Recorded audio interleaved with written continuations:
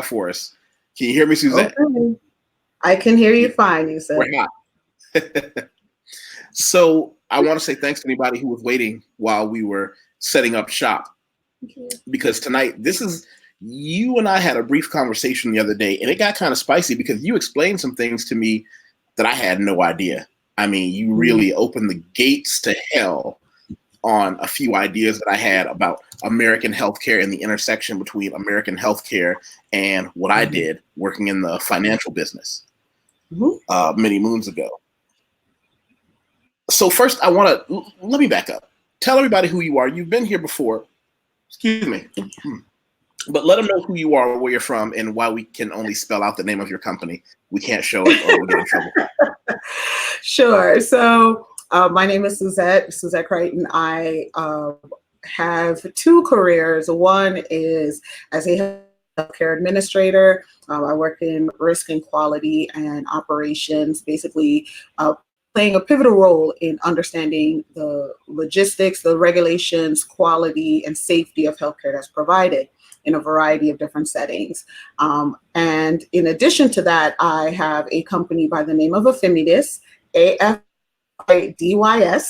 that is a company focused on bringing luxurious erotic experiences to Black and brown people, Black people in particular, all about increasing sexual awareness, knowledge, intimacy, and also being able to create safe spaces for exploration alongside that. So those two things, two sides of the same coin, are actually a lot more related than people would think. And so I'd like to talk about all the ways that that can intersect. So here's what we're going to do. I'm going to show some people the hashtag on Instagram, okay? So that they can go find it themselves. But what we're not going to do is go too deep into any other pictures of what you do, because that would get us in trouble. Okay, yes. So this is what I'm going to do. I'm going to show it real quick, y'all. I want everybody to go check this hashtag out. There, AFIMIDYS. You can Google it, check the hashtag. That's who she is. That's how she gets down. But that's one half of her. That's her private endeavor. But like she said, what she does is a pivotal role in healthcare. And hey, good evening, Fran. Hi. And good evening to you, Tunique. What little sexy pictures in the avatar. So here we go. I'm going to start by telling everybody a story, and I think it's a story that I shared with you, and it's a terrible story. Yes. As a financial professional, I had a client who was a young woman who had been in an accident when she was a kid. Let's call it 12. It left her pretty hurt. And unfortunately, she was on serious treatments as well as medication. Treatments meaning she would regularly have to go to the doctor to be, I don't know the right word, possibly adjusted. Maybe we can say adjusted. And it wasn't going to be a pleasant life for her. But she got to be about 30. And what ends up happening is she finally said, hey, I am able now. I am almost healed. And what I'd like to do is to become a productive member of society and be someone who can work and take care of themselves.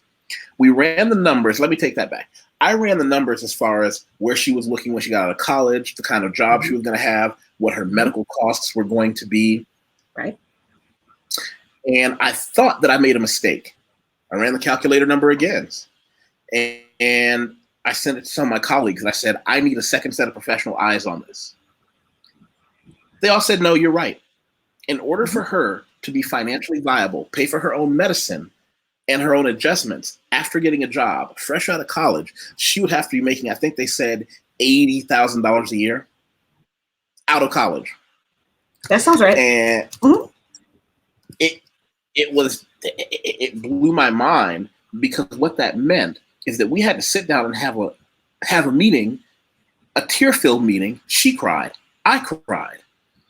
And she said, are you serious? And I said, yes.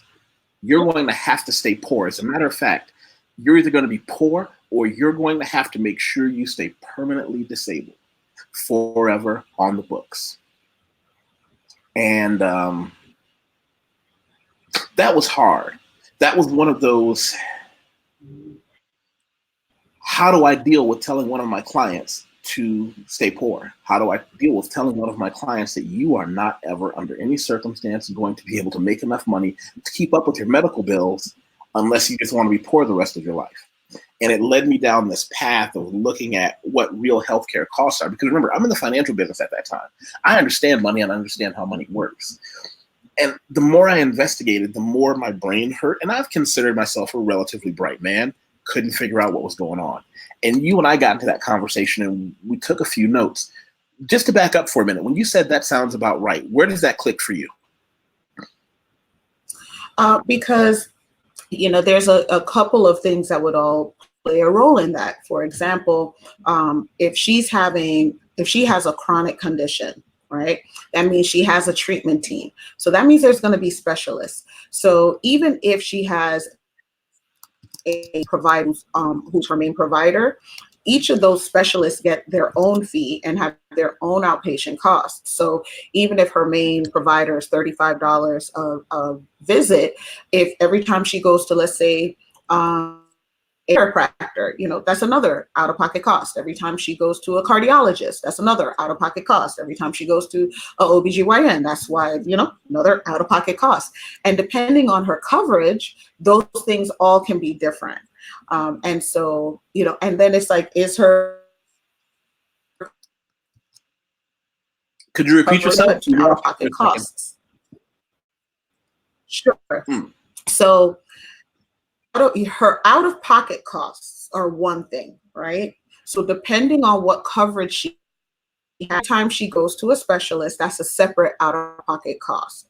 And that does not even address her prescription drug benefit. So if she has, a heavy-hitting medication regimen, some of those can be, especially now by regimen, what do you some mean? of the auto.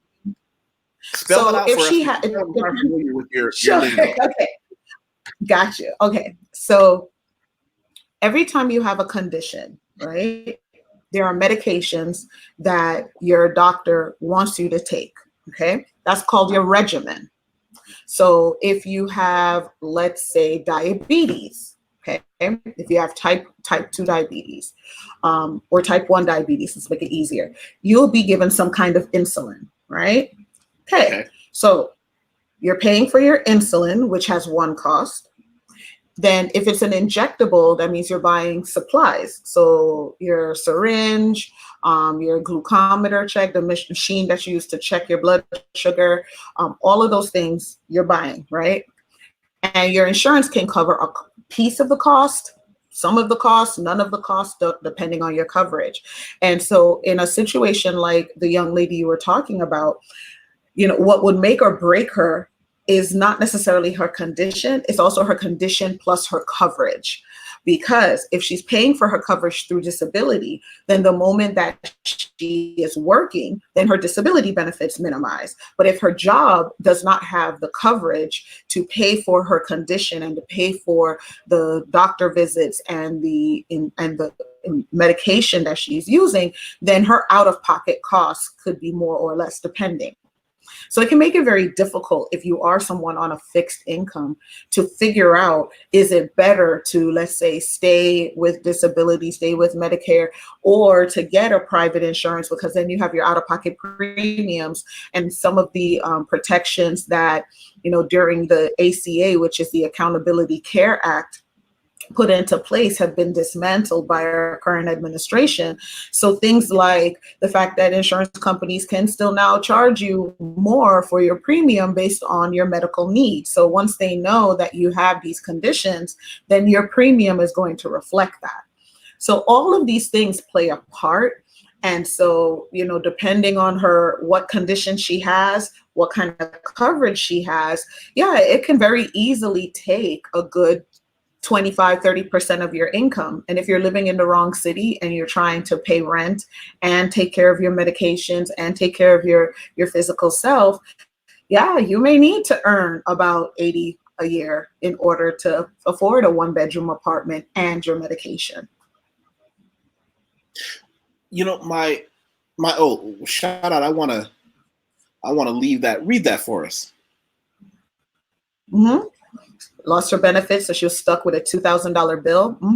And part of that comes because there are really few resources to help people understand how their insurance coverage works. So for example, I'll use California because that's where I'm at right now. But in California, hospitals are not allowed to employ physicians.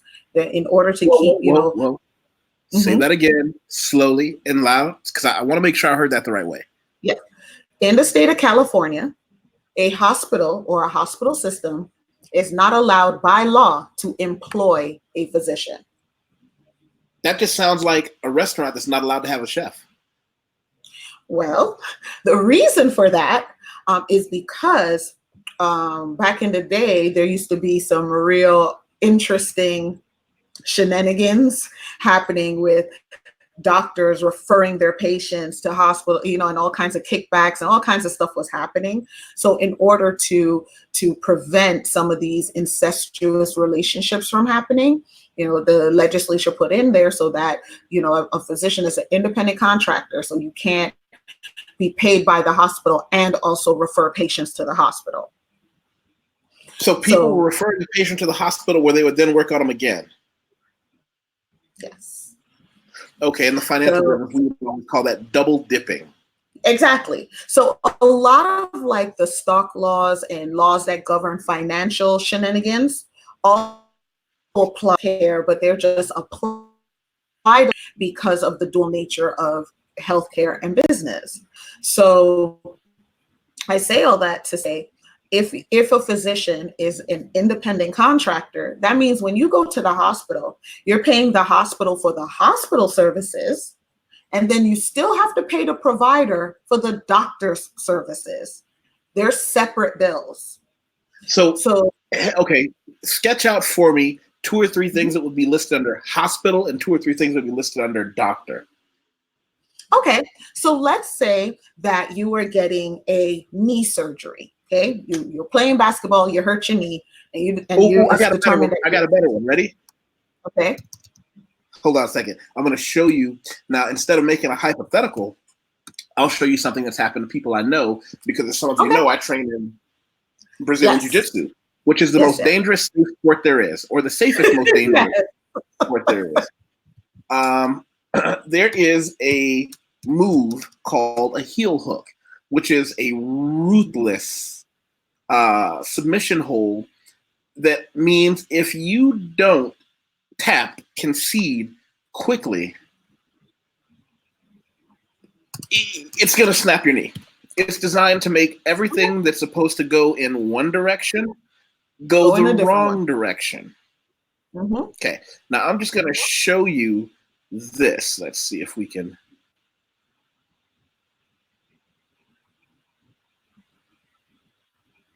Okay. Do I need a trigger warning? Is this now? See this? Okay, you see how he's attacking that guy's leg? Now I want you to keep an eye on the red short's knee. Okay. Now, if you notice his knee, let's just say his knee is pointed, let's call it south for the purpose of this conversation. That means your heel should be pointed north. But what happens if you isolate one and wait for it? Yeah, this might be a trigger warning. Yeah. There, you see that? How he isolates the knee? And he tries to make his heel go in the same direction as his kneecap. I see it. Okay, so see that injury. Look at that. All right, I got it. Yeah. And it's a wash. And that's a wash. So, broken ankle. So, I can tell you, broken knee. Sorry, broken knee. So, just looking at that, okay. So 1, you're going to call the ambulance. The ambulance is going to come and pick him wherever they had that.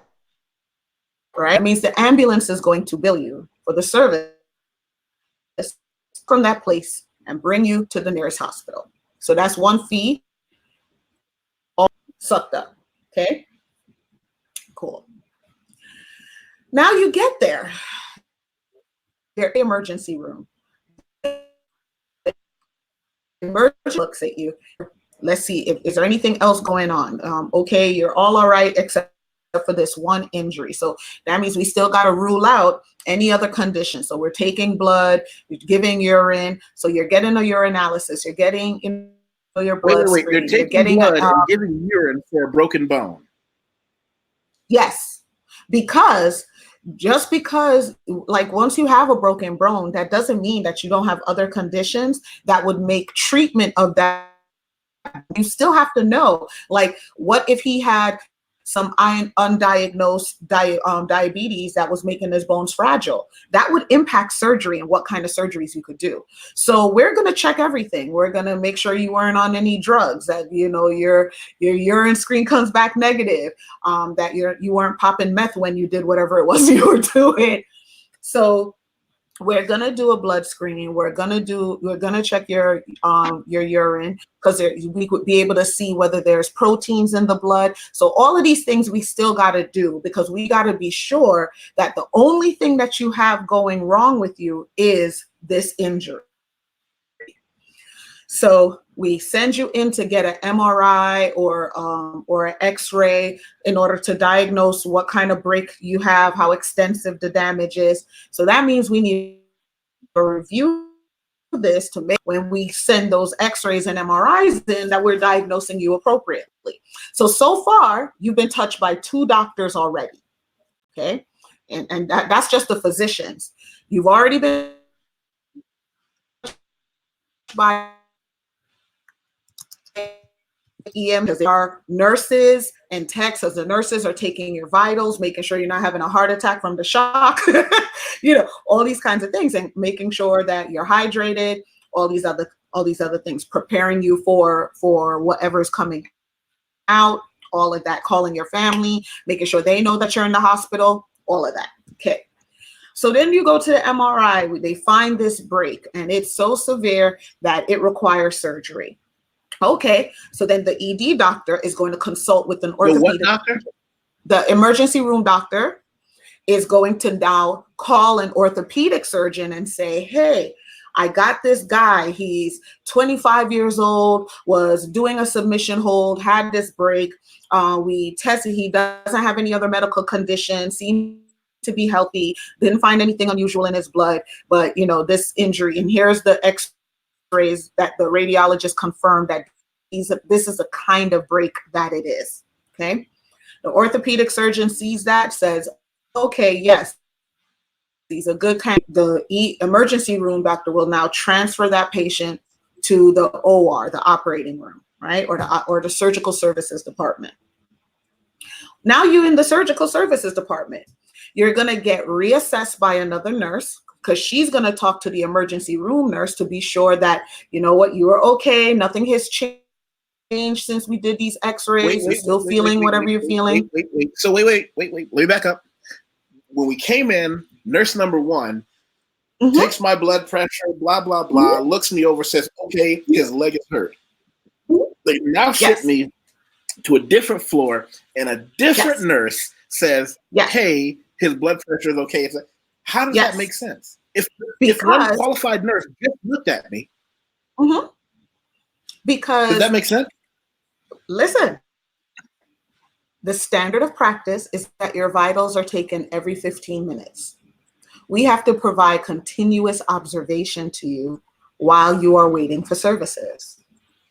And if we don't do that, and let's say you have a complaint or something else goes wrong or whatever the case may be, and the state or the federal government or our accrediting body reviews your chart and sees that your vitals were not taken every 15 minutes, the hospital will be cited for that and have to probably pay a penalty for not doing it. So let me back up. Now, you used the phrase, did you say standard of care? And I'm misquoting you? Yeah, the standard of care. I understand the standard of care in the United States is something we're proud of, but doesn't that seem a bit excessive? I'm not a doctor. I'm not a medical administrator, so I do bow down to your wisdom. But does that seem excessive, just to a layman, to the people in the chat room? Does that seem excessive? it will definitely seem excessive to someone who is unfamiliar with healthcare and the process of healthcare, right? So the thing about elements of the care that you receive that we have to do because the federal government, and sometimes the city as well, other oversight bodies, all the organizations that make sure that we're doing the things we're supposed to do, they have criteria for what they believe is appropriate care for any person who comes in that meets these things. One of those things is vital signs. Vital signs are required every 15 minutes, period. You know, I suppose when you explain it, I can see it both ways. For instance, my mom is a really old woman, and her health may change faster than mine or yours. Mm-hmm. Hey, are you drinking that watermelon vodka drink you like to have while you're on with me? No, it's actually a different beverage today. It's going to be. Is it a vodka beverage? Today, no, it's rum-based today. Oh, okay. Yeah. Because the last time you were here, you know, you got to sweating and preaching while you were drinking it. I know. It was definitely exciting. Today the AC is a little higher and it's so, and that's the thing about it, right? Observations. Some of these things that we do it because people's condition can change on a dime. Somebody could be perfectly healthy one moment and have a heart attack, you know, or have something change in any of their vital signs or any of their levels. So we are tasked as the healthcare provider, we have to provide ongoing to show that we made sure you were okay. Okay. So your nurse is doing this. She's making sure. Now, mind you, if you get medication for pain because he was probably feeling pretty uncomfortable. So when the nurse and the doctor both assess him for pain, if the doctor says, okay, well, let's get him something to at least make him comfortable until we can get the surgery happening. Now we have medication. So guess what? A pharmacist. Teacher. Okay, whoa. We got to time out again. Because my head. Okay, so just so I'm following all the players in the game. Every time you start a new sentence, starting with, let's say, EMT picks you up, EMT doctor, EMT nurse, that's a different bill. That's a different bill I'm looking at for each one of these. So this is where we talk about the bill. So the EMT, your transportation, your pickup, your stabilization, your transportation, that's one bill.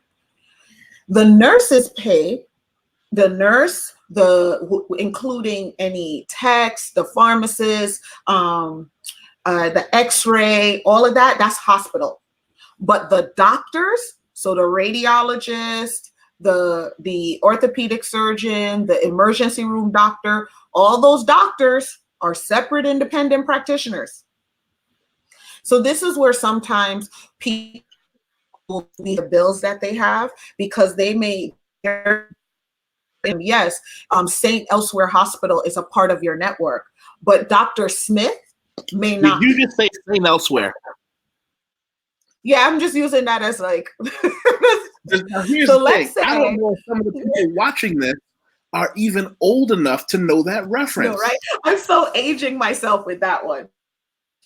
But well, here's what I want everybody to do. If you want to go back in time and watch a really good show with amazing cast, I mean, the cast was stellar. It had so many great people.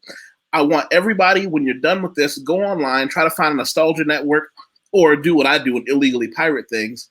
Go back and start watching the series St. Elsewhere. This was some amazing 80s television. Look at that. You even got Denzel Washington in there, and you have actors and actresses in there that are still going today. Quality writing. Quality writing. Shout out to that powerful throwback, Suzette. It launched a lot. Yes. Absolutely. So that's before think about it. So you have the doctor. No, these people.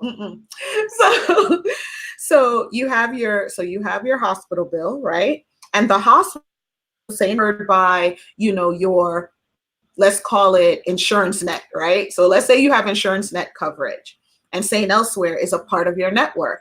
So you tell the EMTs to bring you to St. Elsewhere. Dr. Smith, emergency room doctor, he may not be a part of Insurance Next network. So that means his charges are going to hit you as an out-of-network provider.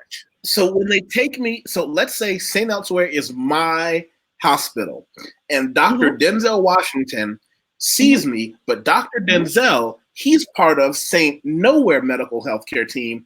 I get charged.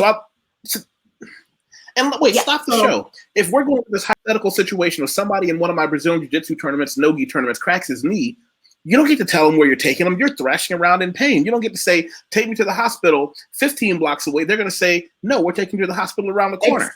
Exactly. So this is where, when I say, remember we were talking about, I said that sometimes we put legislation in place but that were happening, but they have unintended consequences.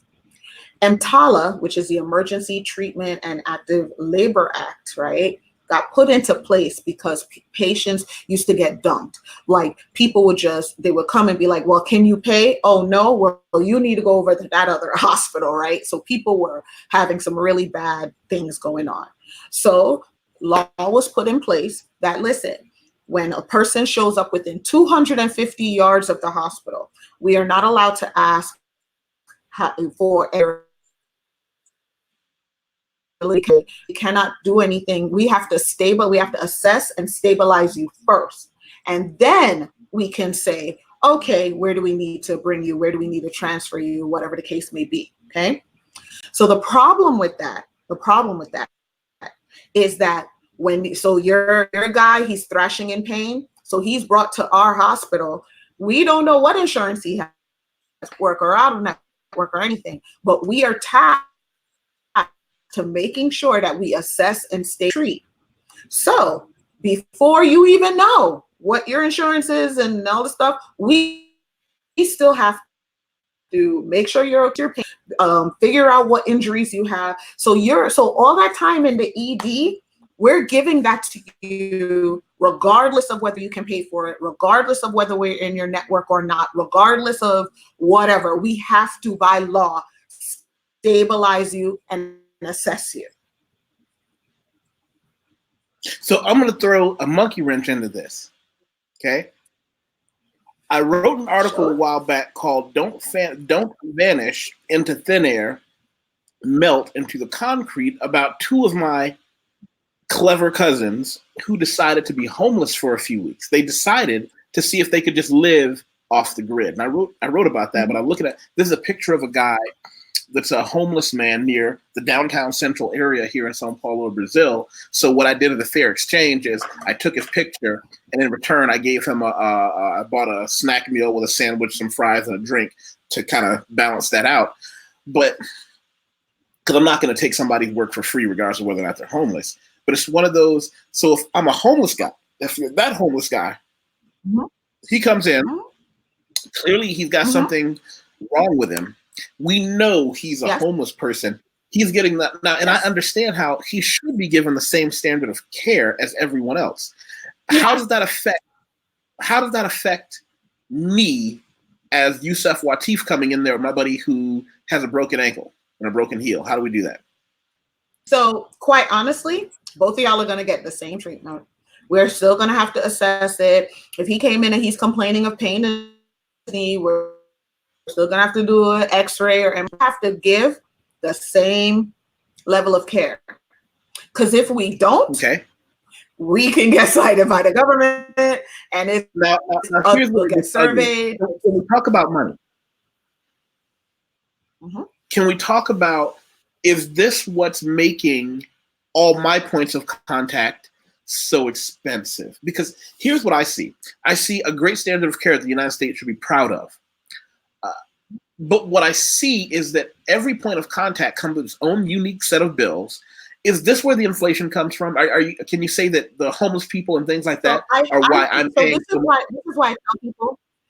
why I tell people that people believe healthcare is expensive, but they believe it's expensive because they have no idea what goes in. So it makes it difficult for you to know, when are you being overcharged versus is this just the cost? So for example, I think there's a lot of people that the good thing about allowed access for a lot of people to receive care that they could not receive otherwise. They wouldn't be able to afford it. The problem is that people have now believed that their out-of-pocket cost is the cost of healthcare. And I'm like, no, not at all. You're paying just a piece of the actual cost.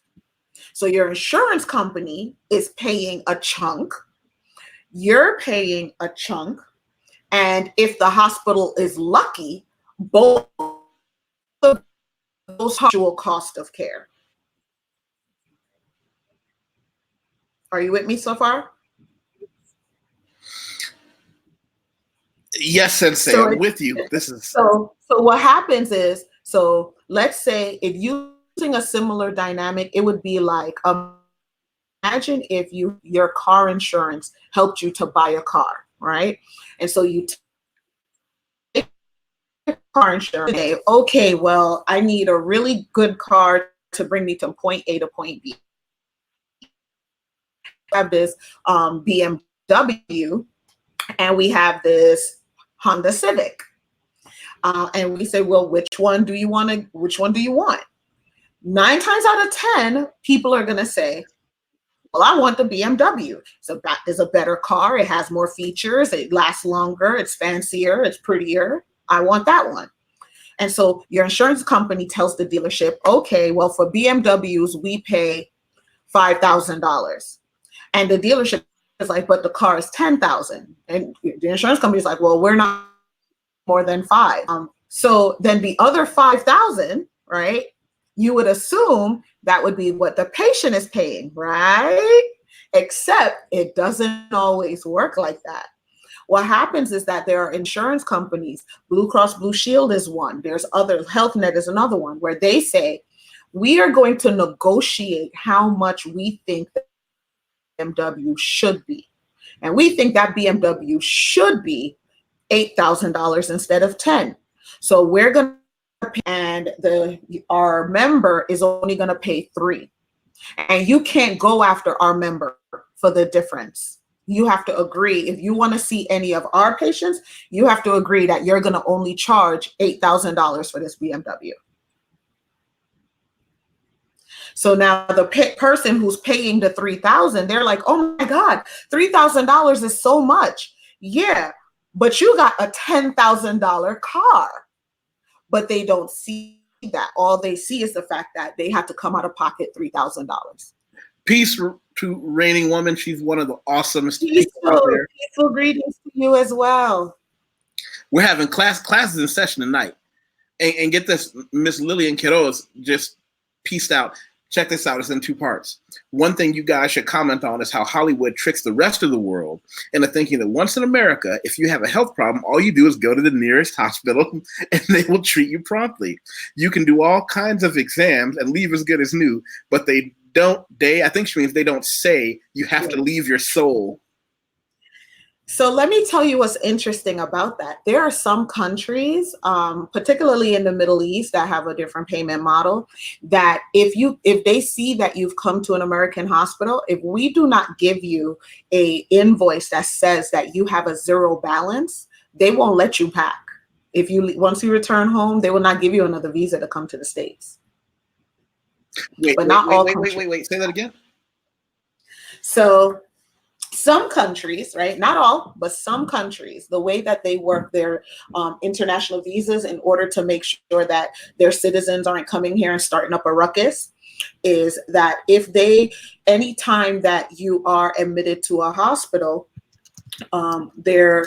we have to generate a bill. Well, when they try to go back to their country, when they go through to declare their visa to return home, they also have to show a 0 balance. They need a piece of paper from the hospital saying, you don't owe us anything. You have a 0 balance.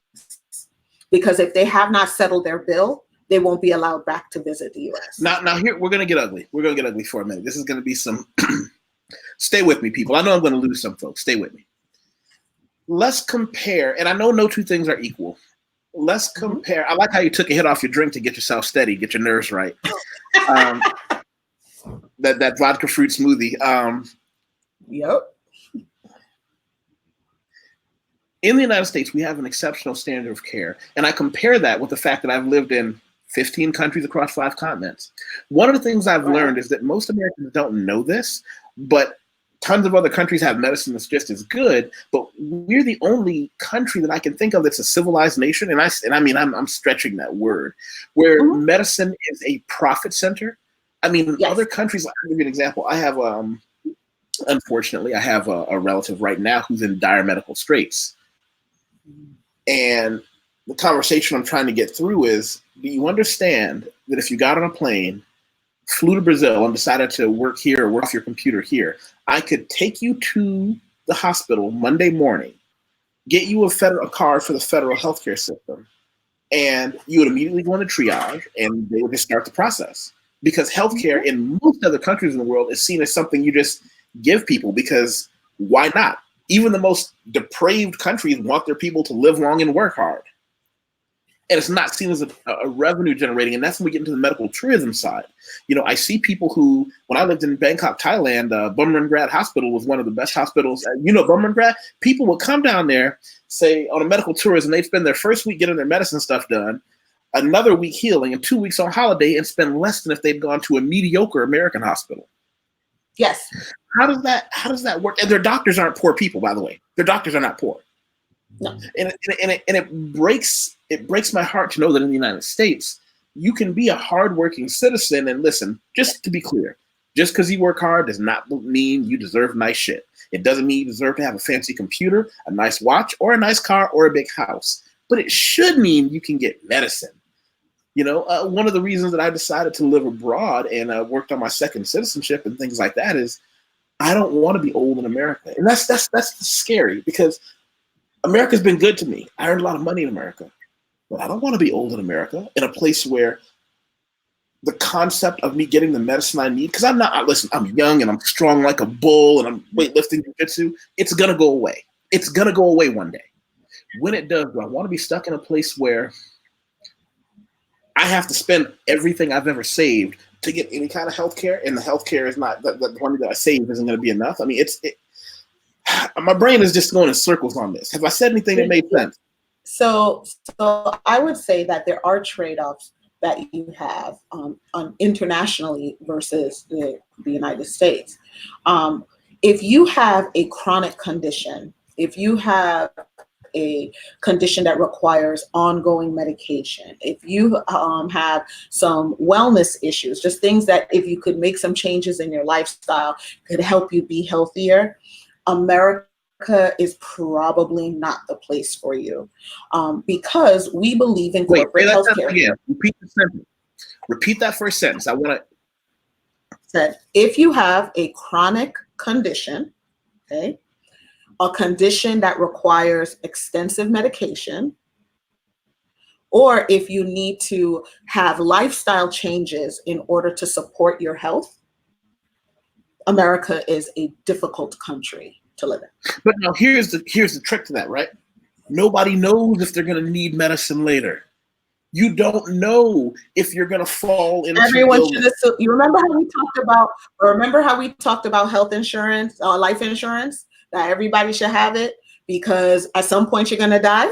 Okay. At some point, no matter who you are, you're going to get sick. You're going to have an injury, have an accident, get sick, want to have a child. You want to do something that has to do with your health. So you need to think about that. And, you know, and free healthcare. And this is, okay, so I'm so glad she brought that up. Thank you so much, Liz. Now, she's from Brazil. She's from Brazil. Yes. Okay. So this is what I like to tell people about healthcare, and this is why I say I try to pay very close attention to language because words mean things. Healthcare is not free. I believe that we should have a single payer system so that every citizen can access and receive healthcare without it being a financial burden. But healthcare is not free. It will never be free. because there's always somebody who's going to have to pay for it. Like when we talk about, so even in the SUS, it's funded by your citizenship. Like everybody puts into that pot, and that's who's paying for the healthcare. It's called taxes, right? Right. So that's why because what happens is when people say that healthcare is free, right? When people talk about free healthcare, I think it makes it easy for people in this country to not to see it as, oh, you're giving something for nothing, or people are trying to get over. And I'm like, no, what we're saying is, as a citizen, there should be a shared pool for all of us, so that we can draw from so that the weak and the vulnerable and the sick can pull from these resources without being financially devastated because they got sick. Now, I listened to a podcast called The Intercept. Okay, and it's called Intercepted. Clever, right? It's actually Glenn Greenwald and some of his cohorts. Now, here's where it's going to get weird. They just did and for the record, if anybody wants to listen to a quality podcast, I'm going to show it to you. I want you to watch this and check this out while I tell you about it. There are certain hosts of the show that come on every week and they talk about political things. Okay. Now, here's where it gets interesting. They skipped a week, and for 1 week, they had a different host. Maybe it was a week. Let's say it was longer. The host comes back and he said, I apologize for being away. Had a family emergency. Now, keep in mind, this is an educated, not poor American person. He said, I had to navigate the hellish underworld of the American healthcare system. He said, and I'm paraphrasing heavily, especially I'm paraphrasing a journalist who would definitely nail me for, he said that he wouldn't wish on his most hated enemy the experience that he went through of just negotiating and navigating the concept of getting medicine paid for an American citizen who just got sick.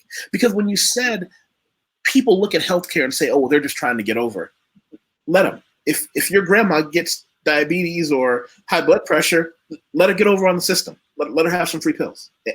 But people look at it as if, well, what did she do to earn it? She just paid taxes and she was born in a country. Can she just be a human being, and we shouldn't let grandma die from hyperglycemia? Can we do that? Yeah, can't she just be an old person who needs medicine? I mean, is the country has our country always been at that point where, we have become this country has become so grudgeful of people. And you hear it in how they talk about all of these, progressive and human-based needs. This idea that people are getting over, people getting something for nothing, or they should just work hard and they should like slave for the rest of their life because no one gave me anything. And it's like, is that really how we should be treating our citizens though? Is that how we should be treating people who live here, who work here, who love here? There's a political model that we follow. And for the people watching, by the way, the chat room has been really slow. And I think that's because you've been taking everybody to school. But for everybody who is watching, I want you to make sure you click the thumbs up and share this somewhere. Share it on your Facebook or your Twitter or just someplace so we can meet other interesting people. But check this out. And also, if I can say, if anyone has any questions or anything like that, please feel free. Like, I have no problem in sharing the knowledge or sharing resources. I know this is a lot of information, and the system is complicated and complex. Wow. So feel free, please, to do that. Amen. She's here for you folks. Oh, yeah. The strict father model is one which values. Yeah, now we get to the good old paternalistic. Yes, the good old authoritarian paternalistic government we got. Well, the strict father model is the political model that we follow, where everything that you get, the question is, well, what did you do to earn it? Now, if you're talking about a fancy new car, absolutely. You should ask someone, what did you do to earn a fancy new car? What did you do to earn that fancy new house you want? The question should never be, what did you do to earn medicine so you don't die? That's not a question. There, and the part of it is, I think that we don't have real about that. We don't say, are there certain things that you shouldn't have to, like, for me, I think that there are basic needs. People people should not have to struggle for basic need: food, shelter, health, like basic thing. And the idea that somehow you're greedy because you want to have, children having 3 meals a day and maybe a snack, or that grandma get her insulin. Like, if the first one didn't make you cry, let me give you so much. I have a friend who messaged me online and said, "Hey, Watt, you busy? Can I call you?" "Sure. Hey, how are you?" And her voice was just kind of weird. I said, "Well, what's going on?" And I immediately asked, "Is your husband okay?" She said, "Yeah." And then I asked, "Well, wait a minute, is the kid okay?" And there was a pause, and then my heart starts jumping because clearly something's off with the kid. She has a special needs child. I don't know exactly what the need is. I don't get that deep because I don't want to make it the issue, She said, "Why? I lost my part-time job." See, she and her husband both worked. He worked full-time. She worked part-time and then took care of their son. She said, "Lost my part-time job." Now, see, what I didn't know at the time is her part-time job paid for their son's medicine, even though dad worked for corporate America. She said, "Yep, we're going to run out of his medicine. She said, "We're going to run out of his medicine." And then she broke down and cried. She said she was so ashamed of what she was going to say. And I said, "Talk to me, what's going on?" And she asked me to look for her child's medicine, either with my contacts here in Brazil or in any other country, that maybe they could pay me to get it for them. And that broke me inside. To hear my friend, who was a proud woman, she and her husband are proud people, to hear her break down and say, I need to be able to buy my child's medicine because we simply can't. And it's something obscene per tablet. I don't know how much it is, but it's like, it was just ridiculous. And I remember thinking, and I just remember thinking how in every other country I've been to, just the concept of your kid needs medicine, it's like, well, okay. And I want to stop the show. And I know a lot of people will say things to me and they'll always say, "Well, you live in Brazil. The medicine there can't be as good as it is in the United States." I would actually say the best hospitals here can measure to the best there. But here's the problem. What if I told you when you give people free healthcare, you don't need great hospitals because they don't get sick as often? Because in America, I know families, I didn't grow up with money, but I know cousins and stuff that got sicker because their parents were trying to wait to see if it went away before taking them to the doctor because they couldn't afford just the cost of the basic preventative care, right? Mm-hmm. I know for certain, see here, you can get a checkup from the government, I think, once a year, and I pay for a private clinic to do my checkups because I feel like until I get citizenship and pay taxes all the way, it would be improper for me to take off the system, right? I'm not going to do that. Right. And here's the problem. I live in a country where for $100 American, I can get a full flashlight up my nostrils and up my butt physical, full blood report, and a meeting with the doctor afterwards for like $100 US. So why am I going to quibble that? But it's one of those things where the poorest people here, there's a homeless guy that I normally take leftovers to. Like, let's say I break and I buy some junk food that I shouldn't buy. Now, to me, some people, junk food might be a cake or some candy. To me, some junk food might be, I might buy 2 pizzas. And I'll get halfway through one of those pizzas and realize I shouldn't be doing that. So what do I do? Be woman. No, that's my calendar invite. So what do? I take the junk food down to him. Okay. Mm-hmm. And one day he said, "I can't eat that." I said, "Oh, I'm sorry. What's wrong?" "I'm having surgery in 2 days and they told me to stay on a liquid diet." I said, "Your surgery?" Yeah, I've got something wrong in here. A homeless man felt something was wrong, walked into a hospital. They said, "Oh, there's something in your so-and-so. Come back in 2 days after all liquid diet." He went back to sleep on the street, drinking water every day, and then goes back to the hospital and got a full surgery. That would never happen in America. That would be like he would just be dead. He'd be dead on the side of the road. Actually, not quite. And this is the part where I think that Americans we don't always have the best appreciation for, is that people who use our systems, it is very dependent on their knowledge of our systems. So if somebody knows enough to know how to negotiate the healthcare system, they will receive treatment. Like, for example, if the homeless guy, because we do have homeless people who may have coverage, whether it's through disability. We have a lot of veterans who are who have health insurance through TRICARE or through the federal government because of their service. So just because someone's homeless in America does not mean they necessarily don't have coverage. But even still, they can still go into a hospital and be assessed by any emergency room. We are not allowed by law to refuse them any assessment or stabilization. And if we identify that they have a surgical need and we send them off into the street and they don't receive treatment, the hospital is liable for that. Okay, well, watch this. Let me give you two righteous points that I'm about to make, and a clever segue. You're gonna be impressed by this one. One, I still stand by my point that the United States is a horrible place to have that happen, because the problem that they have is that the average homeless person here knows he can go to the hospital. The average homeless person there has no idea. Yes, you're absolutely right. And Howard, by the way, I want you to explain this. I don't quite understand what you mean. Explain more. I need you to explain that, Howard. The average homeless person here knows they can go get treatment. An American homeless person didn't. Right. The second thing, and this is where I'm gonna get real clever.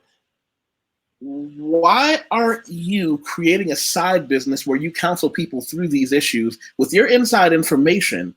We could set up a website for which you would hire me to do all the writing and sales script, because Stop the Show, in case anybody didn't know, I don't make money off of YouTube or Google. I'm a writer, editor, copywriter.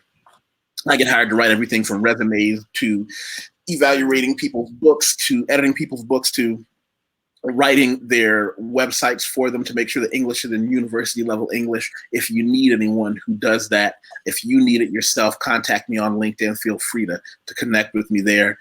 Proud to tell you, I've got a huge list of clients here who have all left sterling recommendations, but this is how I get down. I'm not asking for anyone who doesn't need me to use me. What I am saying is show it to one person. Show it to one person and let them know who I am and what I do. But if you do want to give me something, click the show more button below and you can see my LinkedIn and my PayPal and my Bitcoin address. Dun, dun, dun.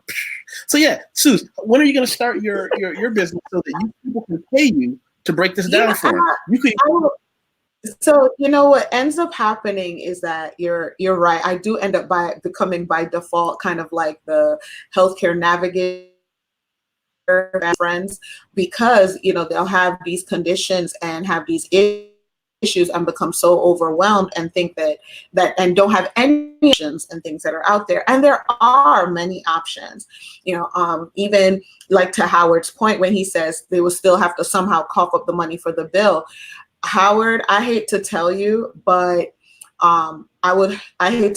there's a lot of what is called charity care that's given. There are patients that hospitals, especially community hospitals, like some of the big fancy hospitals that are in very exclusive areas do not struggle with this, but basic community hospitals that are around the way, next to the hood, the safety net hospitals, they're giving this care and people are unable to pay and they are not able to recoup this cost. Like it is just written off as a profit loss for that year, that quarter. Sometimes they're able to petition the state or the feds to offset that care. But a lot of faith-based hospitals do this as well, where they already know. They know that a good 30-40% of their population will not be able to pay their full bill. So they try to work out payment plans. They try to work out sliding scale agreements. Like almost every hospital will work with you to get something because they have no option either. If you just don't pay, like some hospitals have been getting gangster and pursuing people through, through the court and going through collection agencies and things like that. And part of the reason why they've had to become more gangster is because a larger pool of people to see them just can't afford the care that they have to give. So, they will try. But when you started that sentence, I was terrified that you were going to say refuse to pay. When I was going to say, as a financial professional, I worked with people whose families got crushed because dad slipped that word. It's not, yeah. And I would tell you, like, the sad part about it is that most providers, most hospitals, most of them, they know that people can't pay. They know it. You know what I mean? But they also know that by law that they can't not give them treatment, and so they try, they look at all their things, and good, bad, or indifferent, when they go to these, when they go to different actuaries and different finance people, and finance people are saying, no, guess what? You need to, yes, they won't report it to they don't report it to your credit report, Howard. What I'm saying though is that the same bill collectors who then will try to go after and recoup some of this money for the hospital, and they get paid, for X amount of percentage of whatever they recoup. So they're ending up using some of these same industries and these same companies, even if, they're not that, even though it's not information being placed on your credit report. But I will warn you is that some hospitals can pursue a judgment. They can go to, a financial court and sue you and get a judgment. And once a judgment is awarded, then it can show up as a judgment on your credit report. But for the most part, many hospitals, especially faith-based hospitals, don't like to do it. But sometimes it gets to the point where they're losing millions of dollars a year. And, it's like, and that's, like I said, most often they don't want to report you. Like most providers, as I said, they're like, they know that you can't pay, but when 30 or 40% of their population also can't pay, then at a certain point, the companies that own some of these hospitals, because they are for-profit businesses, say, listen, you need to do just like these other industries, like the mortgages and these people, and go out and get some of this money back. And that's where you're seeing some of this stuff happen. But I will tell you, 90% of the hospitals out there would gladly work with you for any kind of payment plan, even if it's like $20 a week or $20 a month. Now because, look at what otherwise it actually costs them so much money. Yeah, it costs you so. But even in the yeah. So, but this is the problem. It can still be done. I know it can be done because I work with people looking at their credit sheets. I know for certain they can make sure those hospital bills are on your credit report. I've seen it done. Like I said, like they can do it. It's a lot of people believe that like hospitals can't do this, healthcare can't do that. But I'm like, it's still a business. So basically, any process that's related to financial compensation and recoupment, healthcare can do as well. They just don't like doing it, but they can. And as it becomes more and more of a problem, you see more and more people falling with it. Looks like Raining Woman wants to. Yeah. Oh, like, yeah, Raining Woman, you're absolutely right. And I try to share it as much as I can. I will say that Yusef over here is definitely tempting me to figure out a way to make it more wide scale. But these kinds of understanding, I hear you. But because and thank you for your service, Howard. Thank you very much. I know that it's a lot, and I'm appreciative for your service. I will say that if you get your benefits, like for example, if you're going to a VA affiliated hospital or you're using your TRICARE or your VA benefits, your protections are different. You have additional federal protections that limit what the VA and what hospitals can do to pursue those things for you, because that's all direct pay from the federal government. So your situation is a little bit different as opposed to somebody who is completely in the private sector and has somebody like Aetna or Blue Cross Blue Shield or something like that. That's kind of where those things come from. You're very welcome, Howard. I'm glad I could help. This just gets stranger and stranger and curiouser, because you're caught in these situations where people need medicine, but the cost of the medicine has grown so exponentially high that the average person, I would actually say if you're a 2-income home, you're above average in America right now. Can't afford it. Can't even get anywhere close to affording a simple procedure.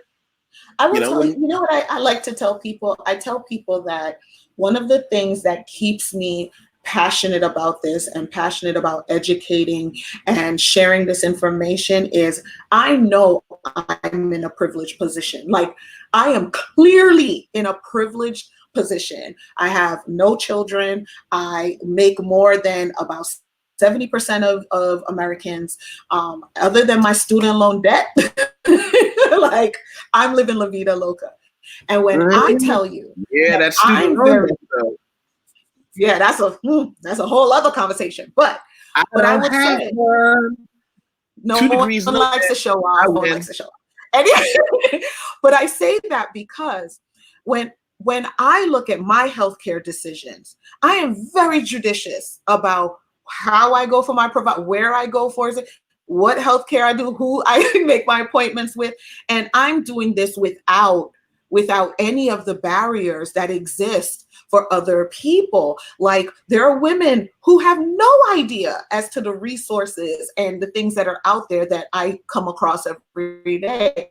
There are women who still have to figure out how to make a doctor's appointment work, because if they miss work, it's an unexcused absence, which will make them lose their job, which is the way they even have the insurance to make the appointment. Like, it's a hot, heavy mess. It's a hot, heavy mess. Let me touch on something you said a second ago in case anybody wants this information. I did something here where I wrote an article I did a video. And let's see.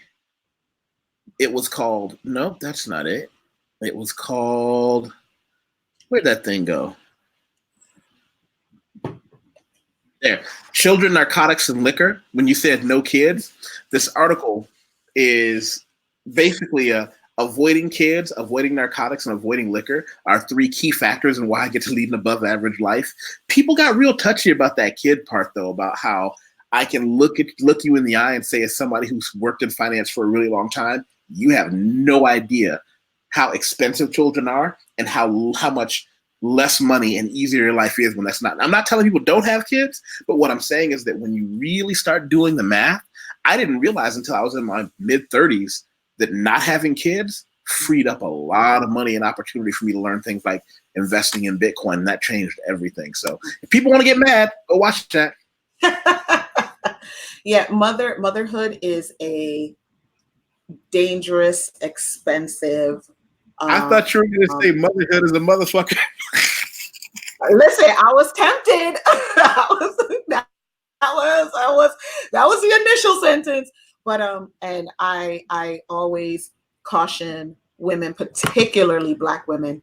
I caution them that, motherhood, it is high risk, it is dangerous, but it can be a very emotionally worthwhile thing. It is a common drive to want to have children.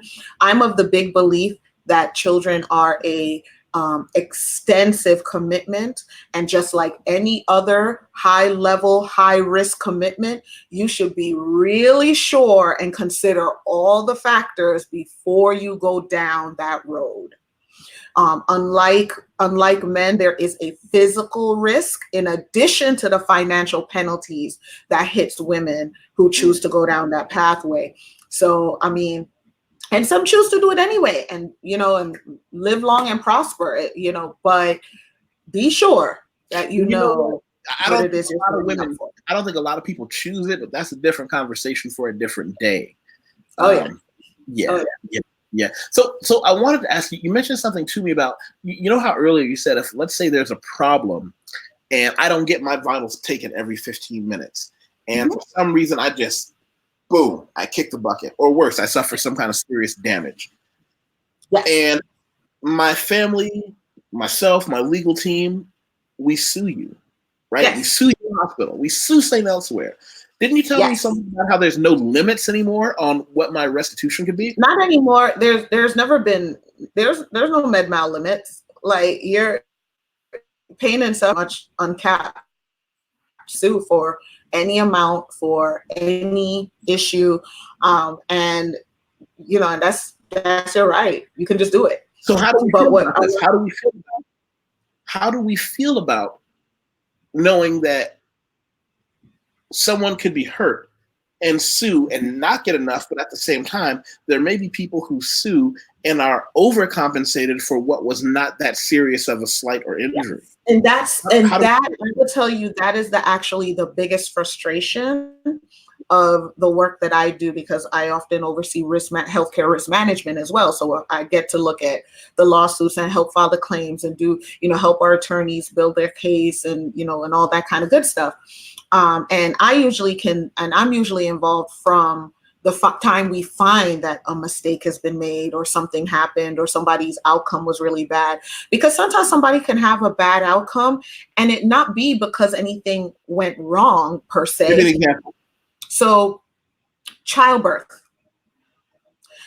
So you can still have a child and your child can be born breech. It could be born with a umbilical cord tied around their neck. That childbirth is a risky proposition. Isn't it more risky for a Black woman? For a variety of reasons, yes. And though some of those risks are not because of the physical differences, which is the real shameful part of it. But so you can actually have a difficult birth, or have a stillbirth, or have some other thing go wrong, and it may not be the fault of anyone actually involved in the childbirth experience.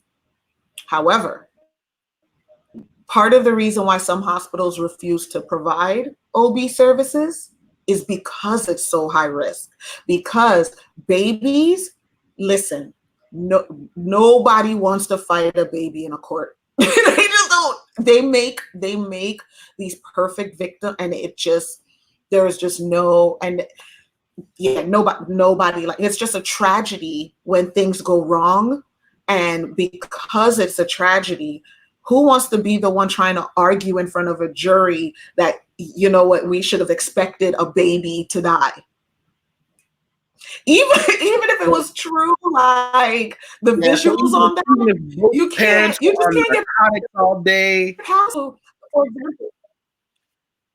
So for example, I'll give a case that I know of, and of course all the pertinent details have been erased to protect the innocent.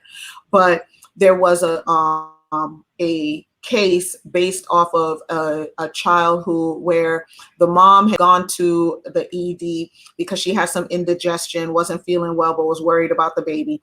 So the team, they did their assessment, had the fetal strips, the baby seemed to be fine. The doctor gave her something for the gastric distress, but that wouldn't harm the baby.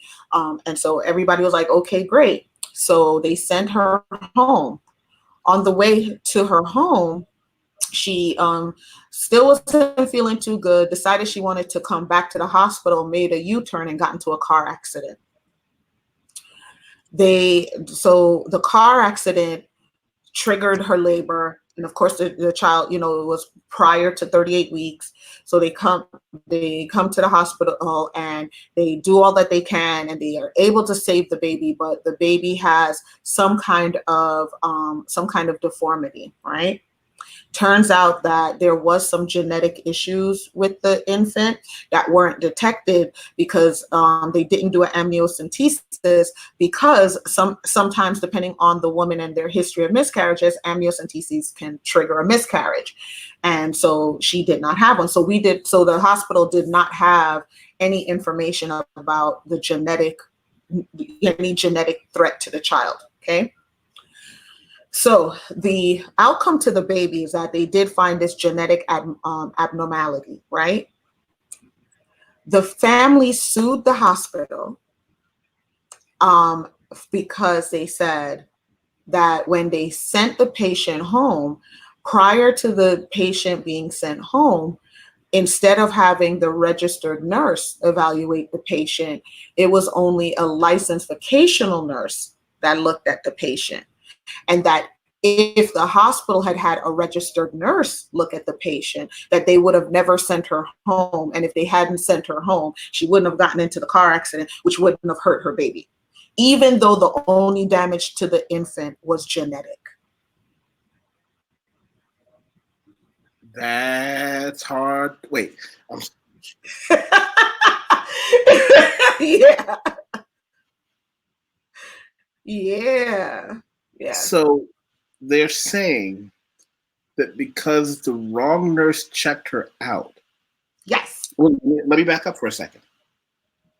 Was there a clear standard that said that the nurse that checked her out had to be the other nurse?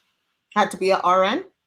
Yes. It is the standard of practice that an RN would do a discharge evaluation. Now, if standard of practice is the same as saying law, like if you don't do this, no, a standard of care is not the law.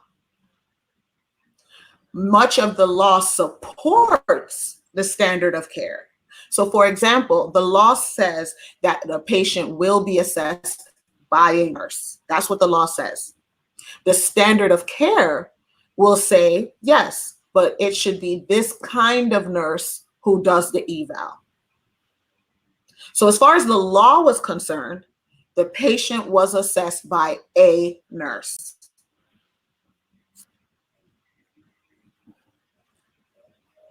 This just makes me itchy. Just thinking this. So I bring this case up because example of just how complicated and how medical malpractice cases can really turn on a dime. It can be as simple as one specific violation of one sort, or the wrong judgment call being made, or they are complex cases. And yes, are there times when people out there, doctors or nurses or hospitals, doing some janky stuff? Absolutely. But there's also quite a bit of litigation happening because families have an outcome that, is a sad one. And, they're in a place of trying to figure out, well, who's going to help me take care of this family member who's now hurt? And they look for whose fault it is that they have to struggle in this way, and who is the best person to pay to make their lives easier.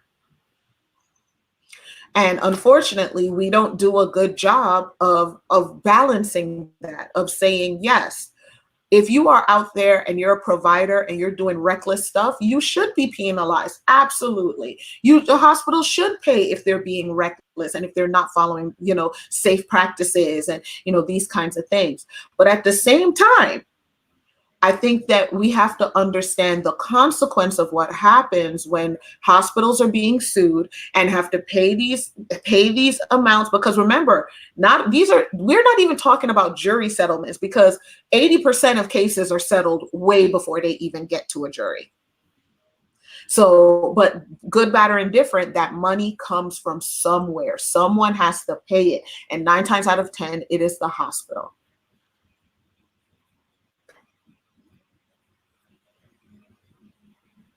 This is awkward. Yeah. So when people say that American healthcare is the most expensive in the world, yeah, But we also have the most highly educated healthcare staff in the world. A lot of that education is mandated through accreditation standards or licensing or federal law, right? We also have some of the most stringent infection control and cleanliness standards in the world. And, I also say that, you know, unlike a lot of international locations, if a hospital violates infection control practices in many other countries, they are not penalized the way that American hospitals and American healthcare facilities are. For example, you know, in Dallas, was it Dallas? I want to say it was Dallas. It was either Dallas or Houston. They almost shut down a hospital because of infection control practices. Things like they didn't see people washing their hands enough, or they felt they weren't, like, you know, cleaning the counters enough. And they put that hospital on termination track. Okay. Make no mistake. So like, this must have been a series of violations. No, it doesn't have to be a series of violations. That was one that was one inspection. That was one visit. That was one survey. But when you're surveyed here in the States, when you have a regulatory survey at a hospital, those findings get reviewed. And depending on whether your surveyor feels that it has a direct impact on a patient or it presents a direct threat to the safety and comfort of patients, they make that determination. And if they do that, they will label a hospital with what is called an IJ, an immediate jeopardy. And so what that means is that they feel that whatever they found during their survey presented an immediate jeopardy to the safety of patients. Okay. When you get an IJ, you can lose your Medicare accreditation, which means you can't see people, which means your hospital's closed. Like, that's it. Your hospital's done. So I say that to say that there are a lot of things that go into the healthcare that we have here. And unfortunately, it is a business, and we don't talk about the fact that part of the reason why healthcare is so expensive is because there are so many of our populace that require services and are given services that they cannot afford. I have a dear friend who's a dentist, and he did a rotation in the United States. And he says one day, you know, he and the other doctor are seeing people together, comparing notes on how they do things in Brazil versus how they do things in America, and writing them down. And, you know, maybe one day they're going to write a book together. Guy comes in, open his mouth, look around. He says, "Oh, is that the tooth that's hurting?" He says, "Yeah." Well, there's a giant hole in it, and it looks like you got what might be an infection or the first few days of an infection. They both agreed. So the American doctor wrote 3 prescriptions for him and sent him home. And he told me, he said, because I'm a guest in another doctor's office, I'm never going to second guess him. But he said, I would have just told him to gargle with salt water 3 times a day with really hot water, and it would have taken the exact same amount of time as the pills he gave him. It would take about 4 days. And he said, I don't understand, because we're both doctors. We both knew the infection might have been 1 day old. The guy came in as soon as he felt some discomfort, salt water hot 3 times a day for a week, and except in America, that is not considered the standard of care. That is a homeopathic remedy. That is not a clinical intervention. It can be. However, if the American doctor decided to do that and the infection got worse, and then the patient ended up getting the tooth removed or having to get on a course of antibiotics and things like that, then the doctor would be under oversight, and his clinical practice would be evaluated to see, why was it when you saw this patient and you saw they had this infection, why didn't you give them this known established medication that we know fight infection? Because, you know, the thing about salt water is we don't have percentages for salt water efficacy. I'm sure there is some. I'm sure there's some, you know, there's somebody out there who's done some cutting edge research on it. But for the most part, like, most doctors are kind of going to stay away from that unless the patient says, you know what, doc, I don't really want to be on a medication. Is there any alternatives? But in that case, that's the patient requesting that, as opposed to the doctor providing that. Well, so yes, America is a country that believes in better living through chemistry. We are. We are a country that believes that. He said the doctor told him that if you don't give someone a pill, they'll report you. Tell you that do you know, I have had to respond to patient complaints because patients will say that they came to the ED and the doctor didn't do anything for them, because the doctor said something like, well, you know, you can just put some Neosporin on this when you get home, or you could just and they will complain. They will complain to the insurance. Like, I've had people try to dispute their bill and say that they shouldn't have to pay for the ED visit because the doctor didn't do anything, because they didn't give them any medication. I'll tell you the difference in the way pill culture and medicine culture works in the United States and in Brazil. One of my buddies in the medical business, and he said, you know, I'll give you a great related example to our earlier talk about the heel hook breaking the knee. So you go to America with an injury like that, and they're going to give you one of the strongest narcotics on the face of the planet. And yes. I know men of sound mind and strong will that became drug addicts because they were athletes. They came in with something broken, and the doctor just crammed this cocaine heroin combination down their throat. Guess what? You know, when you talk about our military vets, those that are struggling and living homeless, you should ask, if you have any friends, ask them how many of them had a service-related disability, came back home and got placed on oxys, Percocet, Vicodin. Whereas in Brazil, narcotics, good luck. You might as well try to rob a bank. I know a guy that had surgery where they had to cut him open to remove some kind of a chunk. He said the doctor gave him a full dose of an opioid for one day, half a dose on the second day. That on the fourth day, he was in screaming agony. The doctor was like, "You're going to have to chew on your belt, but we're not going to do anymore." So you might have to aspirin. But he was like, opioids. Think about that. Think about the level of discomfort that is expected that the patient would experience, right? In America, pain is it was considered the fifth vital sign for a very, very long time. For a lot of hospitals, it's still considered a vital sign, which means we every 15 minutes. And we're supposed to demonstrate and write in your chart that we have given you some kind of intervention to make your reported pain less. And if we don't do that, and if we still send you home and you're still on a pain scale of 10 out of 10, then that is considered an unsafe discharge. That we sent you home and did not address a vital element of your care. Well, interestingly enough, on the other side, I and my friends love supplements, gym candy. I'm talking about steroids. Do different things because different parts of your body. And she's gone. She vanished on me. I was about to tell a story. I was in the middle of a story, and she had the audacity to disconnect. Hold on a minute while I message her.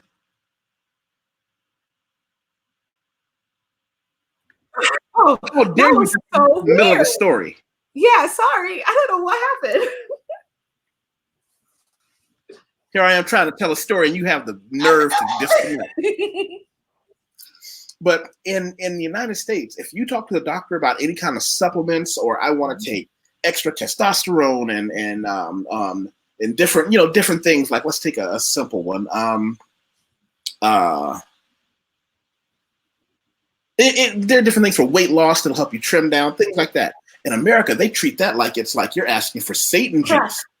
Yeah. If you go to a doctor and say, I want to inject some extra testosterone and some oxandrolone to cut weight for a few weeks to get a few pounds off. That is hormonal replacement treatment. Oh my goodness. Because I know guys that open hormonal replacement clinics and they're printing money because it's so hard to get. Whereas here, one of our buddies went to the doctor and he was trying to be humble. He said, "Doctor, I checked my numbers. I'd like to get on hormone replacement therapy, blah, blah, blah. I'm 30-something years old. I started when I was 37. Best decision I ever made as an adult." And the doctor was like, "Sure. How much are we going to start with? You want $300 a week?" He was like, $300 a week.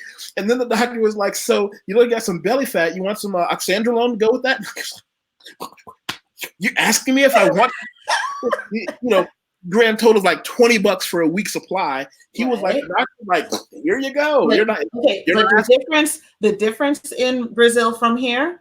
So if he does that, and then when he is 60, let's say, he develops testicular cancer, can he go back and sue that doctor that gave him that testosterone and that other hormone and say, you should have known that this would increase my cancer risk and you didn't, and now I have this disease and it's your fault? I don't know. Because in the United States in the United States of this here America, you can. I know that. Well, first of all, they've never said that there's a direct link between testosterone. There doesn't have to be. That's not the standard of proof. There's not. They're like, there's not. And even if there was, the offset of losing belly fat and gaining muscle mass offsets with a proper diet. I'm here to tell you, no court. They're just handing out lawsuits like candy. Just here you go. I just think it might. And so it's like, and the hospital can try to make that argument. However, and get this, I'll tell you what impressed me. The doctor said, sure, we'll load you up with this, we'll load you up with some of that, but you have to come in once a month and we check all your vitals. He goes to the doctor once a month for blood work. And it costs, I don't know, maybe 20 or 30 American dollars. Which is a standard outpatient visit if you have basic coverage. Outpatient providers, $35 usually. But how many Americans actually have it? That's the problem. That's the second question.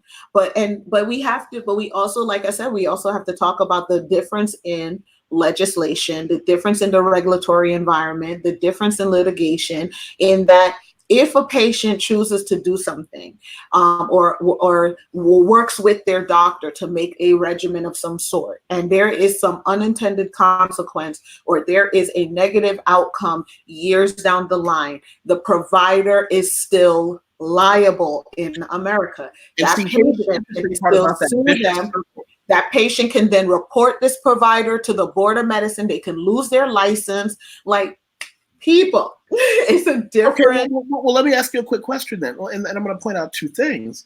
One, I think there's a vicious circle at play because here, let's just say when he's 60 years old, he did get sick. He can still just go to the doctor for free as soon as he has a symptom and they just fix the problem. Exactly.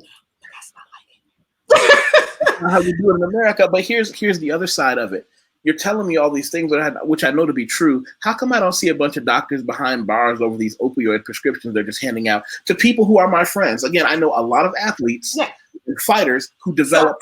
So this is where I will tell you that is changing. And that is changing because white people use drugs a lot.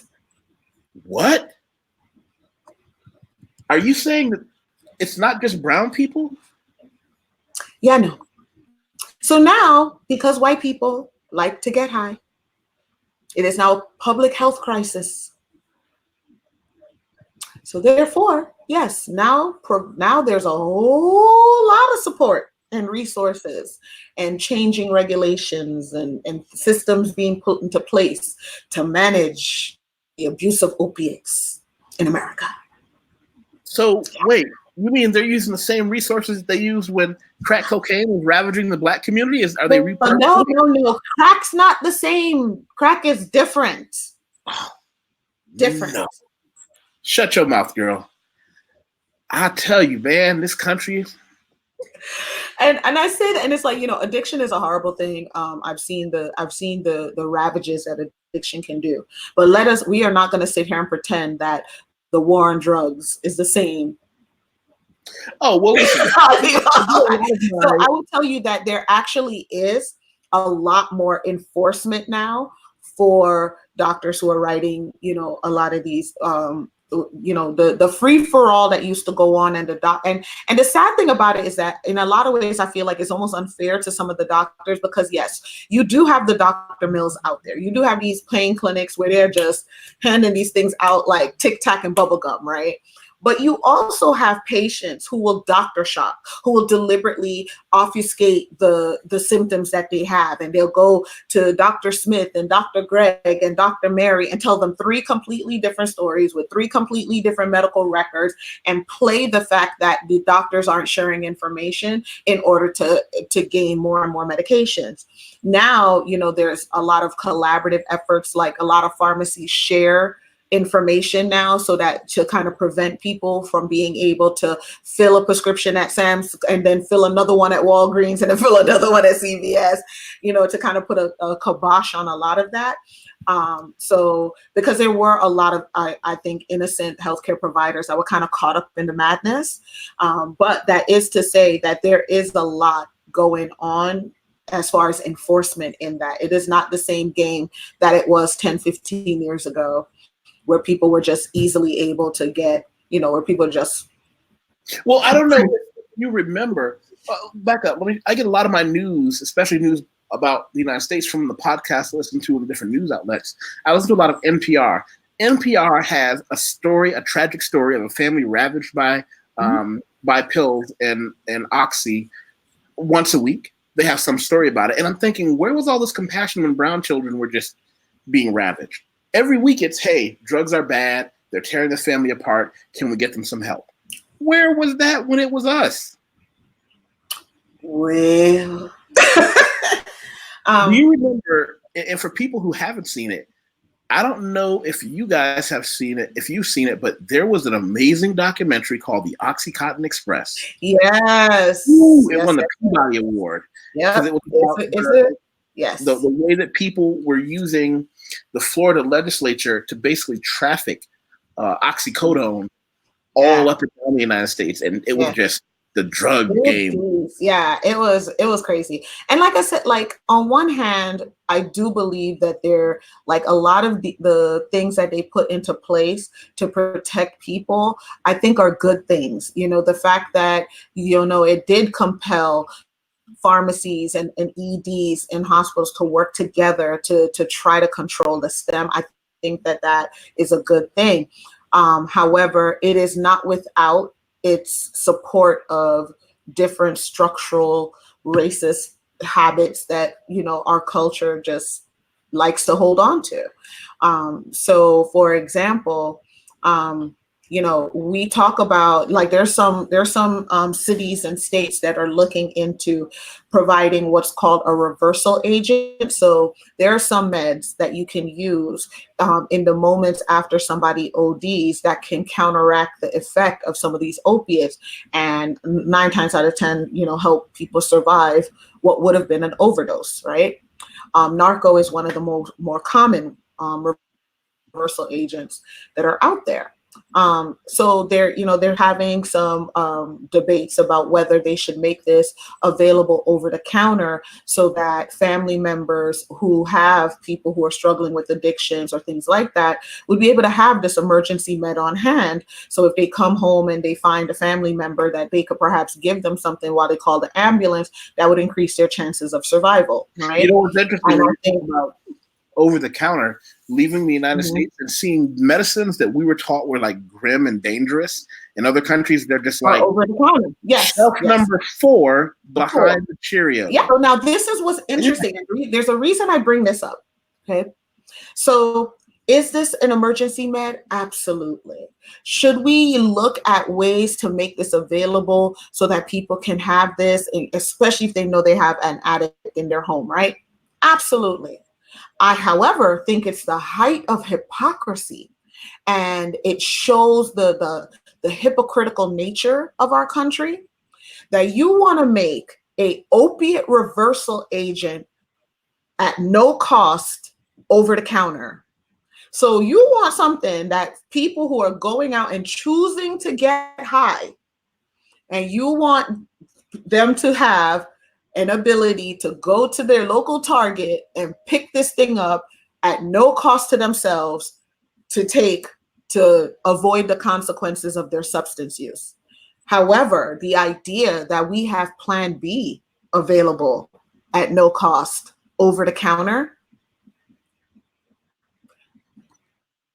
Fair, isn't it? interesting how a woman who, or a man who may be using a condom, trying to engage in sex responsibly, protecting themselves, and something fails. And we don't think that the potential consequences, which could be a human life. So we're talking about abortion, we're talking about pregnancy, we're talking about maternal death. Like even if she chose to have the kid, she could die. We don't think that it is right to give someone who is actively avoiding pregnancy this medication. In the country of Brazil, they are a Catholic country, so abortion is illegal, but they offset it because all forms of birth control are just over the counter. They're like, what do you want? You know why? Because in Brazil, they believe abortion is wrong. So they say, well, everything we can do to keep you from doing that is a good thing. So they're like, hey, you want tablets? You want injections? Just here you go. Do not mess this up. It's just an interesting dichotomy because in the United States, they play it both ways. They say, well, we don't like abortion, but we're going to make sure you have no way to not. It's hilarious. But this is the thing. So the people who are choosing Plan B, who is looking for Plan B, for the most part, about 90% of them are people who are actively already engaging in self behaviors. That this is something they're doing because their primary method failed them. And we don't think that is something. We don't think that that's responsible enough. We think they're going to be out here reckless in the streets if we give them Plan B at no cost over the counter. And you know, but if somebody is snorting oxys, yeah, it's different. How come we don't talk about personal? We never talk about personal responsibility then, right? We don't talk about that. The face of unwanted pregnancies are brown people and immigrants and anchor babies, right? That's the face of the unwanted pregnant. But here's where we're going to go with that, and we may have to bottle this for the next time you come by and visit. Is that entire concept of what do you control besides the individual birth when you can allow or deny birth control? What are the other, because we talked about this, what are the other net issues? What else do we deal with at the end of the day when we know for certain if we control who can have children and not have children, depending on where they are, what else do we get profits from that? Well,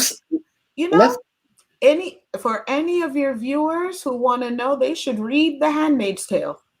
Not just watch the show on Prime or anything, but read the actual book, because I think that when the book was first written, it was very much, this horror story that, oh no, but that couldn't happen, and people being exaggerating, all these kinds of things, blah, blah, blah, blah. However, reproduction and the ability to control fertility is intensely powerful. Intensely powerful. Thank you, Francie Ellie.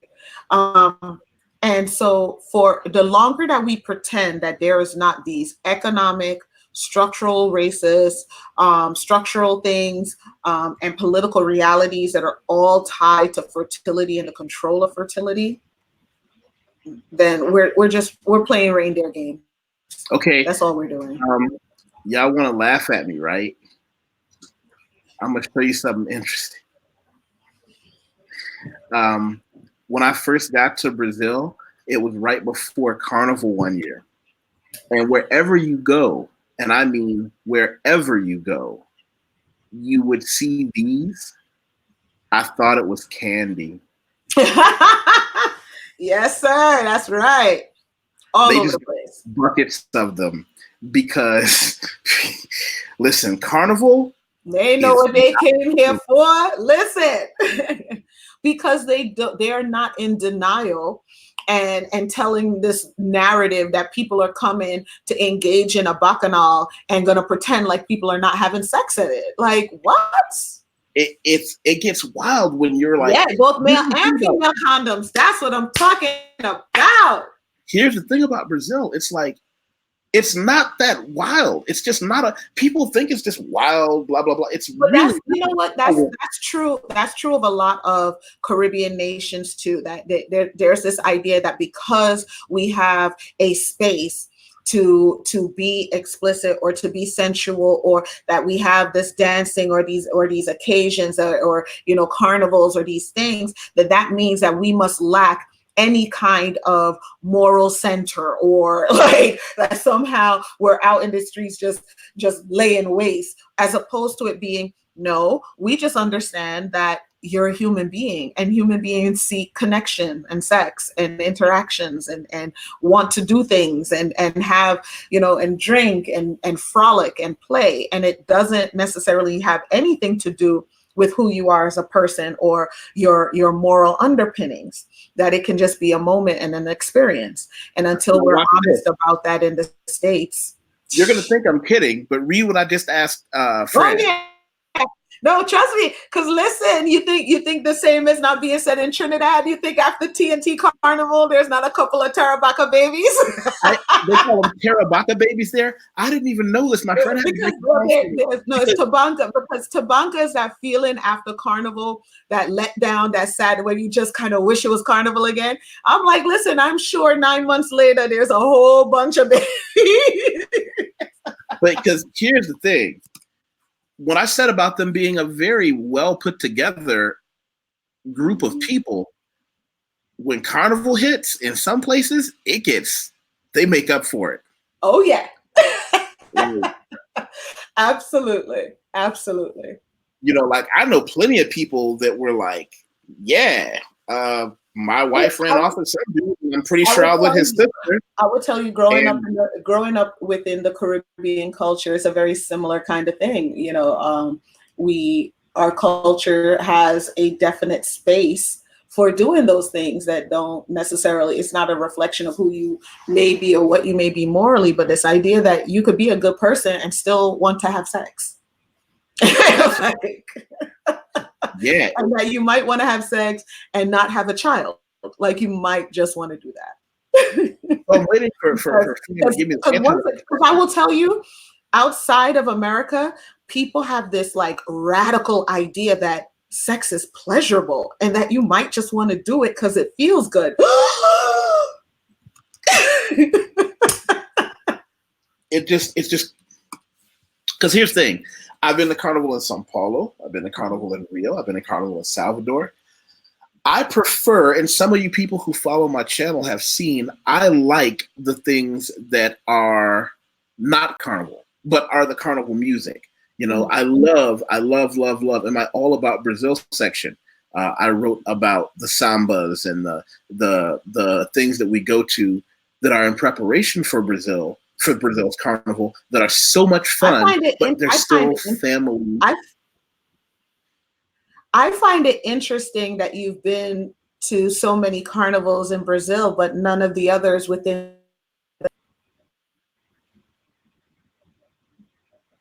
Don't know what to tell you. Yeah,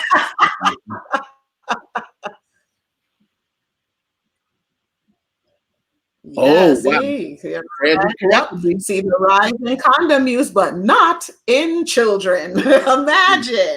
Imagine having a steady birth rate throughout the year. Imagine that. Almost as if them handing out protected things. Who would have thunk it? Who would have thunk it? But I'm still looking for the name of those babies born, and then we're going to wrap it up when she gives me this information if she's got it.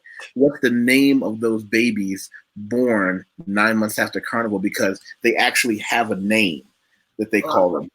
Yeah. It's a what Portuguese. Do we call babies that are born 9 months after Carnival?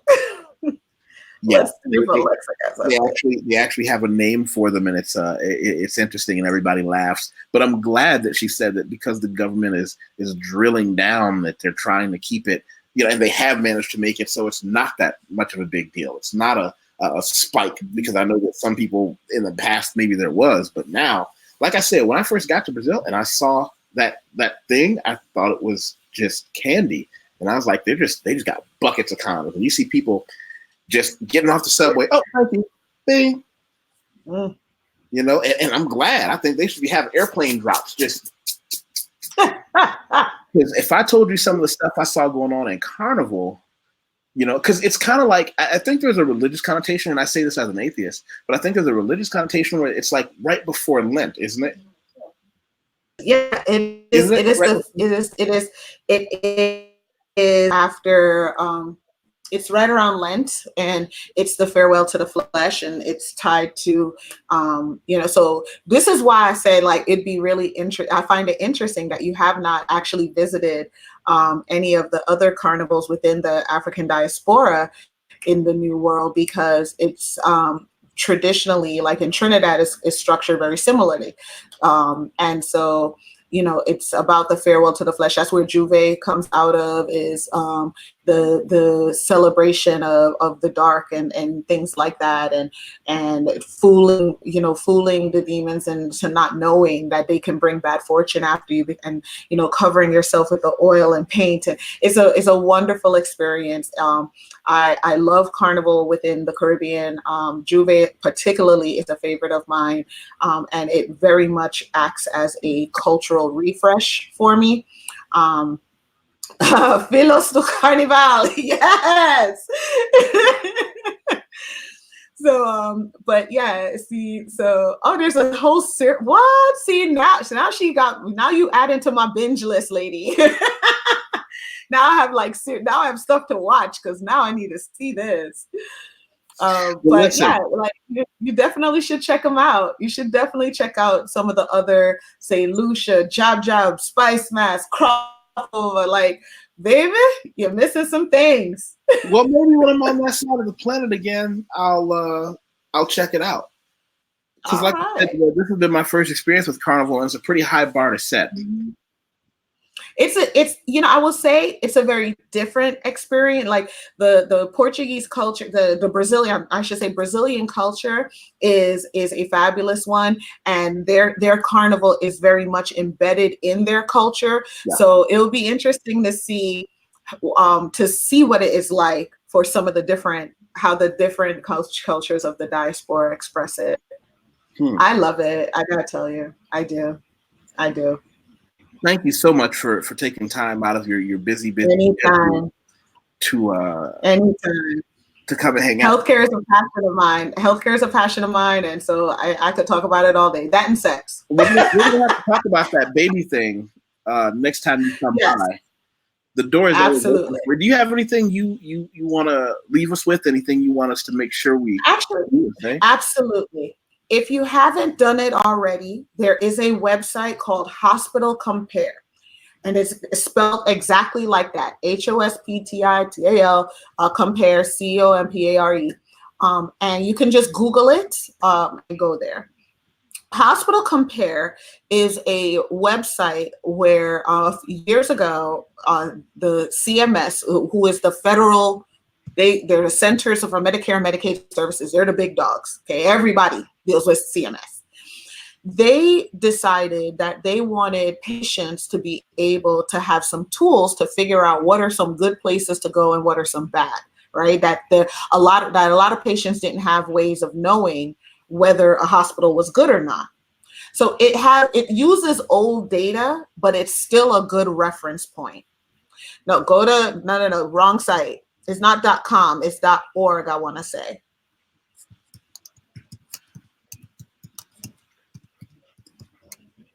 Hospital Compare.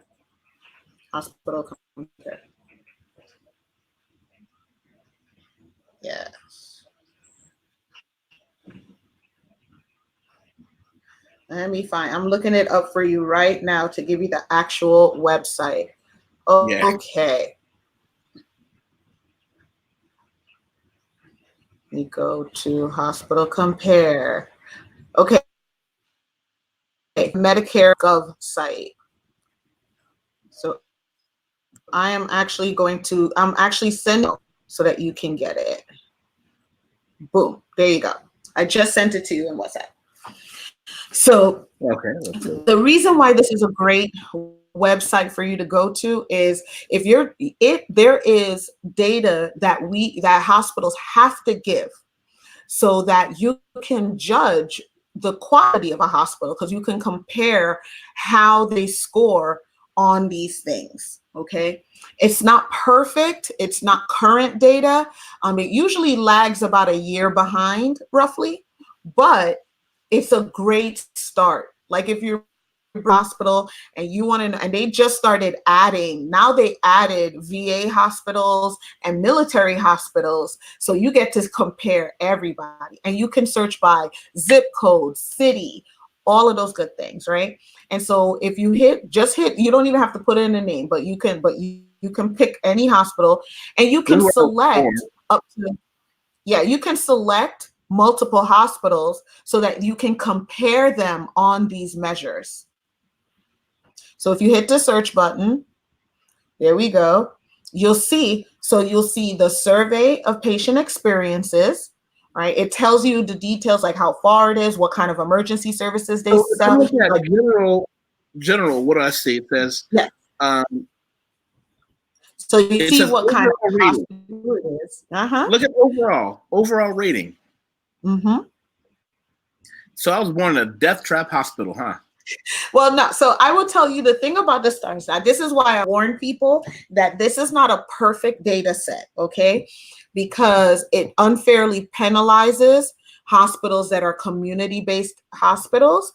However, you can at least see how they're doing, and you can compare 2 or more hospitals so that you can, if you're trying to decide between, you know, going to this one and going to another one in your area, you'd be able to know which one you might want to pick. But it talks about that hospital that I was born in is worse in every measurable aspect. And you might find that. so I say that because I tell people to go to that website so much for the data, because the data, as I said, is old. So even if that hospital put things in place to improve, you're not going to see that reflected in there for like another year and a half, right?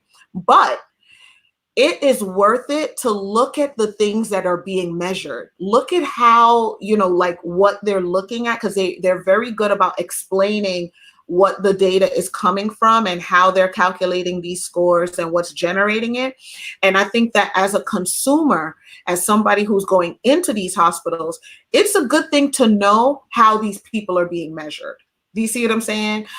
Because especially on the patient survey side, because a lot of patients don't know, when you go into the hospital here in the States and you leave, they send you this survey where you get to say, like, did you understand the directions you were given? Were the doctors nice to you? Was the hospital clean? And all these good things. What a lot of patients don't know is that if you score a hospital as anything less than the top box, then you're punishing your hospital, because the only credit that goes into that hospital compare score, the what makes them a 1-star versus a 2-star, it uses a methodology called top box scoring, meaning that if you don't put, let's say one of the questions is your hospital clean, right? If you don't mark that the hospital is always clean, the hospital does not get any credit for it. They get a point of 0. The only way they get a point is if you say that they are always, that the nurse was always nice to you, that your pain was always managed. And so I say that because sometimes when, you know, if you're going to your local hospital and you have great nurses and great doctors and you're, you know, you feel comfortable there and they took care of your family and they did all of that, and then you get this survey and you're like, yeah, but they're not always like that. They were just like that with me. What you don't realize is that by you giving them, let's say, an 8 instead of that 10, they actually can lose Medicare funding, because the only credit that they get, 25% of their Medicare reimbursement, is based off of your responses on those surveys. Wow, that's one to grow on. So please go. So if nothing else, go to Hospital Compare and start to educate yourself on how hospitals are being graded and how they're being judged, because some of these scores are being used to sway public opinion on healthcare policies and procedures. And I feel like the average Joe is being bamboozled. You're being tricked, because people are telling you that these things are healthcare issues and they're not telling you how to fix them. We need to get your website up, and we need to get this information out there. We need to monetize that website. You need to do a weekly 15-minute or more where you go over things like this to drive business. And then you can leave America and come hang out someplace like, I don't know, live like somewhere like there where I can get my condoms raining from the sky. Yes. That's the goodbye. Condoms raining from the sky. That's love you all. Thank you all for watching it. And I'll talk to you later. Thank you for having me again. This was awesome. Have a good night.